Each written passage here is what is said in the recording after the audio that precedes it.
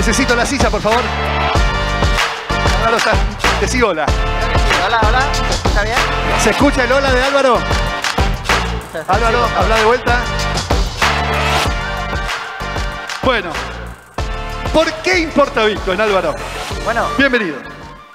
¿Por qué importa la pólvora, no? Puede parecer una pregunta tonta, pero es que la pólvora tardó mucho en descubrirse cuál era su utilidad. Si os fijáis, la pólvora inicialmente simplemente se utilizaba para fuegos artificiales. Las primeras armas de pólvora son ridículas completamente. Si las veis, son impresionantes. Se ataba una bolsita de pólvora al cuello de los pájaros y se lanzaban los pájaros contra las estructuras de madera del enemigo. Después se utilizaba la pólvora para lanzar troncos contra el enemigo, para lanzar troncos propulsados, ¿no? Qué ridículo alguien que después de ver los cañones y los mosquetes viese ese tipo de utilidades, ¿no? Y sobre todo un polvo que no es nada, que tú ves es un polvito, como tantos otros polvitos que venían de Asia, las especias, otro tipo de cosas, ¿no? Entonces, ¿qué hacía especial a la pólvora? Pues lo que hacía especial a la pólvora es que permitía a cualquiera cambiar la lógica de la violencia de forma muy fácil. Hay un artículo que fue el primero que se publicó en la lista de los cypherpunks, que es de las ballestas a la criptografía. Este artículo, que es un artículo de Chuck Hamill, comenta cómo precisamente la criptografía cambiaba la lógica de la violencia exactamente igual que la cambiaba la ballesta. ¿Por qué? ¿Qué cambió la ballesta? Un pobre campesino, cuya producción era expoliada sistemáticamente por el señor feudal, no podía defenderse, no tenía ningún tipo de poder de negociación. Si él producía, el señor feudal le podía expropiar completamente la riqueza. No tenía ninguna dificultad para hacer eso. ¿Por qué? Porque venía con caballeros, con armas, con armaduras, con lanzas, con caballos. ¿Qué puede hacer un pobre campesino con sus herramientas? Nada. Sin embargo, con la ballesta, este pobre campesino se puede defender de una forma muy barata, muy económica. Puede proteger su producción. ¿Por qué? Porque puede dispararle sin necesitar muchos conocimientos técnicos, sin ser muy costosa, sin ser muy difícil, ¿no? Pues en este sentido, este artículo comparaba cómo la criptografía era un salto cuántico para poder proteger nuestra propiedad, ¿no? Y en ese sentido, si la criptografía es la ballesta, yo creo que Bitcoin es la pólvora. ¿Por qué? Porque nos permite tener nuestra propiedad al margen completamente de cualquier sistema legal, estatal, político, judicial o de cualquier otro tipo de orden, ¿no? Es una redefinición del derecho de propiedad. Bitcoin nos permite tener una propiedad absoluta, un control total sobre nuestros activos y además nos permite hacerlo de forma secreta. Esto nunca había pasado en la historia, hacer depender la propiedad de un activo del conocimiento.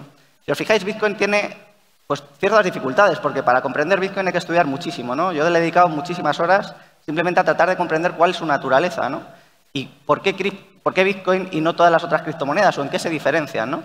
Bitcoin es el único activo que consigue resolver dos problemas del mundo digital. En el mundo digital tenemos un problemón para tener activos reales. ¿Por qué? Porque todos son conjuntos de datos, entonces todo se puede replicar varias veces y entonces tenemos mucha dificultad para tener algo que sea escaso, ¿no? Por ejemplo, pensad en una imagen de WhatsApp. Una imagen de WhatsApp se puede replicar tantas veces como queramos, ¿no? Y eso hace muy difícil que sea un activo económico.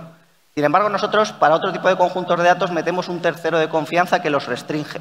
Por ejemplo, para las series o películas también son conjuntos de datos. Sin embargo, metemos Netflix o metemos HBO, otro tipo de plataformas que nos restringen el acceso y con eso ya lo hacen económico.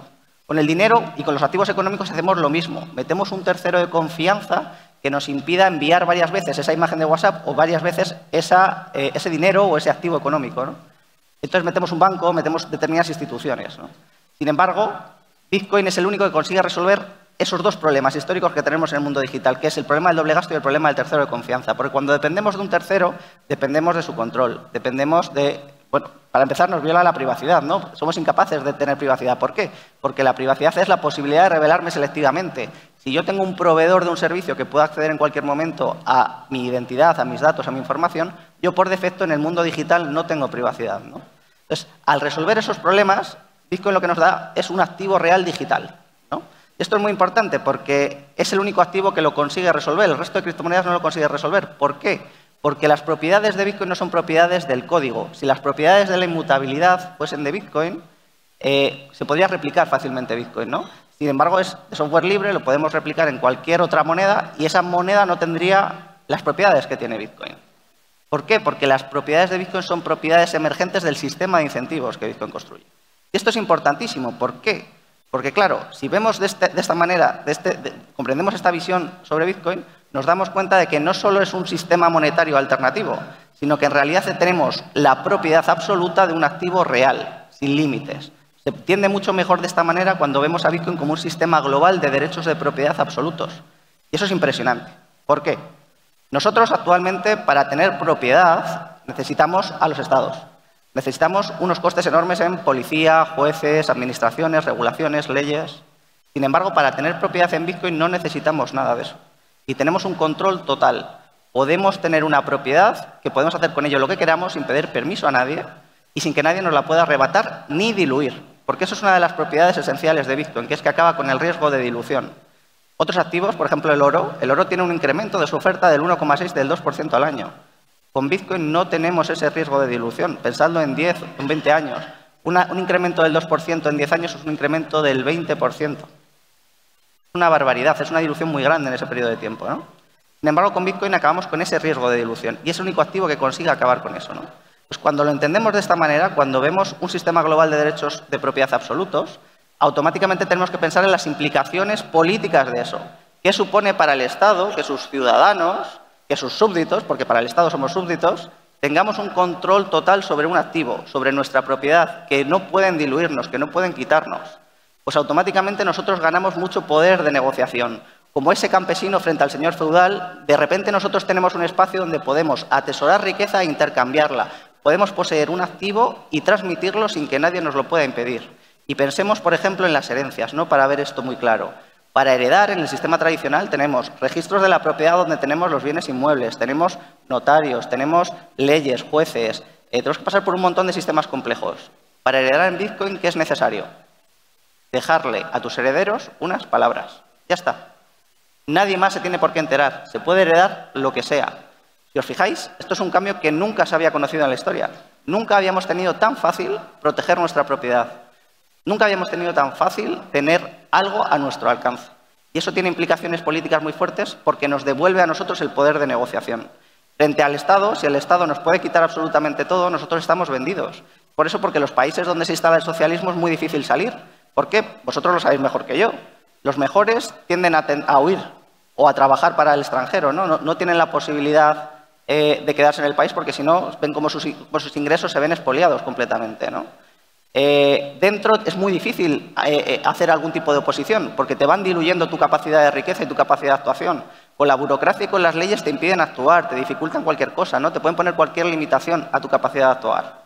Sin embargo, cuando tú saboreas un derecho de propiedad absoluto, como con Bitcoin, tú de repente tienes un poder que no habías tenido nunca. De repente puedes hacer una transferencia sin que nadie te lo pueda impedir. De repente puedes ahorrar sin que nadie te lo pueda impedir y sin que nadie te lo pueda diluir.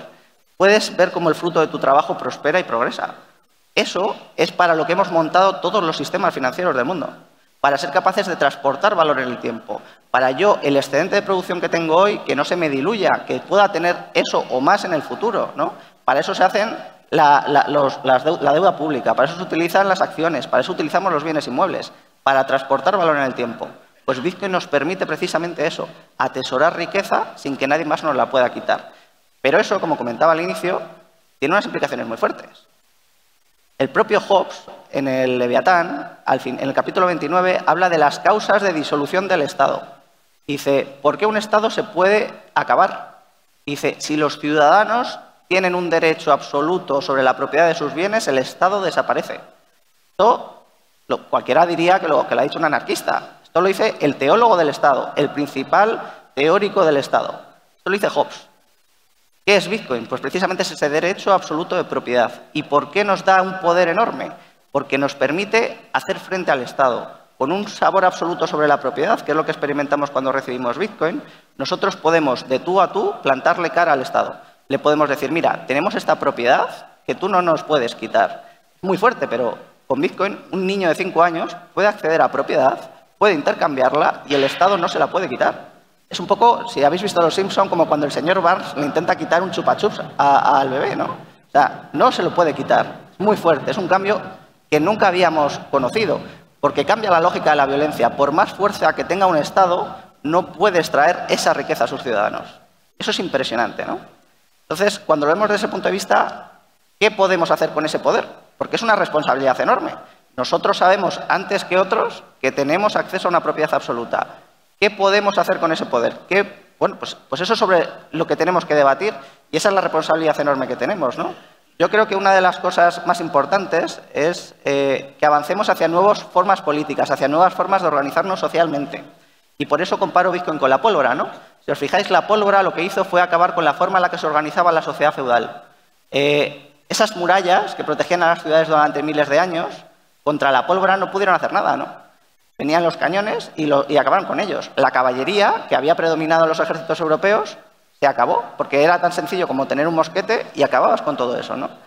Entonces, imaginaos o poneos en la mente de un general de esa época a la que le viene un chico joven a decir: la pólvora va a cambiar la forma en la que nos organizamos, la pólvora va a cambiar la forma en la que vivimos, va a cambiar la forma en la que se hace la guerra. Y le va a decir el general: ¿este polvito negro va a cambiar, va a tirar mis murallas? Probablemente se ría, ¿no?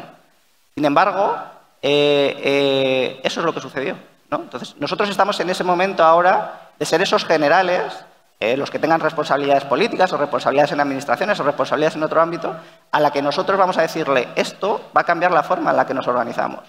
Pero no es lo que lo sustituye, ¿no? La pólvora no sustituyó directamente a las murallas, ¿no? Sino que acabó con ellas. Entonces, tenemos que ver hacia dónde nos va a conducir este cambio o esta revolución en el ámbito político, ¿no? Y yo creo que lo más interesante es que lo planteemos desde el punto de vista de un cambio de era, ¿no? En la era industrial, nosotros lo que necesitábamos era una seguridad súper eficaz, ¿no? No necesitamos una seguridad eficiente, necesitamos una seguridad implacable, ¿no? ¿Por qué? Porque si os fijáis, en la era industrial, por lo que se caracteriza es por tener las fábricas que permitían producir a escala y de eso beneficiarnos todos, ¿no?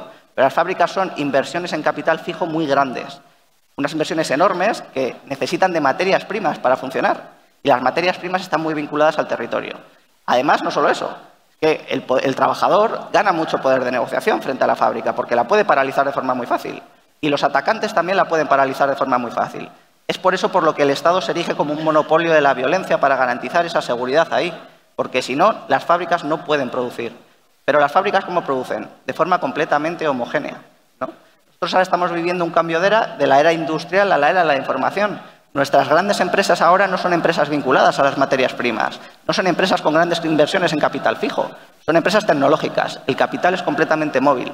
El tipo de seguridad que les proporciona el Estado a este tipo de empresas no es la seguridad que ellas ya necesitan, porque la seguridad que ellas necesitan no es la seguridad de la era industrial. Estas empresas producen de forma personalizada, te hacen una personalización completamente a través de tus datos, a través de otro tipo de informaciones, ¿no? Entonces, los ciudadanos igual, los medios de comunicación tradicionales están sufriendo una bifurcación, un fork, ¿no? Estamos viendo cómo las redes sociales, Internet y demás están acabando con el monopolio de los medios de comunicación, que también se asemeja mucho a esa forma industrial de producir conocimiento e información, ¿no? De alguna manera estamos viendo esa transición de la era industrial a la era de la información y estamos viendo cómo lo que lo caracteriza es que cada vez hacemos parcelas más personalizadas. Nosotros ahora consumimos a los youtubers que elegimos, ya no nos dan directamente el medio de comunicación y elegimos entre unas opciones, sino que elegimos nosotros directamente lo que queremos. Elegimos la información de forma personalizada, la producción también. No es lo mismo en una época donde se produce todo de forma homogénea a una época donde yo puedo elegir lo que quiero y la manera en la que lo quiero, ¿no? Y lo mismo pasa también con las leyes. Las leyes son producto de la era industrial también, tal y como las entendemos ahora. No siempre han sido así, no siempre han sido una ley homogénea para todo un territorio político, ¿no?